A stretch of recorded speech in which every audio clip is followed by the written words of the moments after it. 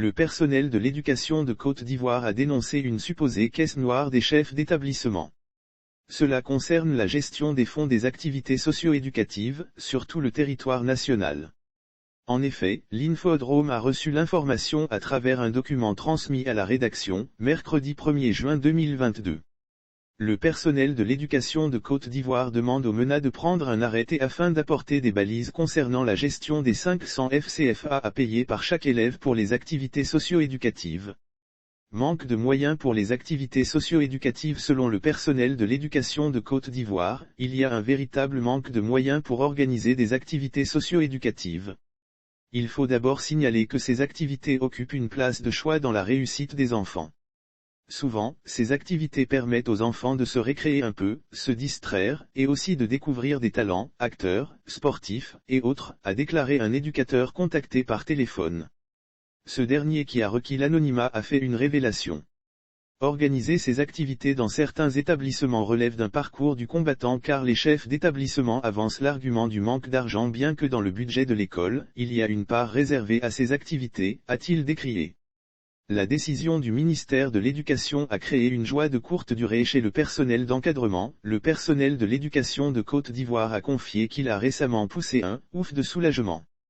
C'était après que, le ministère de l'Éducation nationale et de l'alphabétisation, MENA, a décidé que chaque élève paie 500 FCFA pour l'organisation de ses activités socio-éducatives. Lire aussi Éducation nationale, la ministre Mariatou Koné recommande la transparence et l'équité. Toutefois, le personnel de l'éducation de Côte d'Ivoire a interpellé le MENA dirigé par Mariatou Koné. Cette interpellation porte ainsi sur les insuffisances de sa décision. Notre joie a été de courte durée à cause du comportement de certains chefs d'établissement mais surtout du MENA qui a pris cette décision sans baliser l'usage de ces fonds, a-t-on indiqué. Interrogation autour des activités socio-éducatives. Le personnel de l'éducation de Côte d'Ivoire a mis sur la table ces grosses interrogations. Ces 500 FCFA sont gérés par qui? Pour le personnel d'encadrement, c'est clair. L'inspecteur d'éducation étant le responsable de la vie scolaire, c'est à lui que cela revient sous le contrôle du chef d'établissement. Or que constatons-nous? Une fois l'argent encaissé par l'intendance, ces fonds sont gérés par le seul chef d'établissement. Des questions auxquelles le MENA n'a pas pensé, font naître aujourd'hui des conflits dans les écoles, a regretté un membre du personnel. L'organisation a fait savoir la procédure habituelle. Cette procédure stipule que les éducateurs dressent la liste de leurs activités socio-éducatives à faire avec des chiffres à l'appui. Puis, ils déposent cette liste à l'administration pour le financement.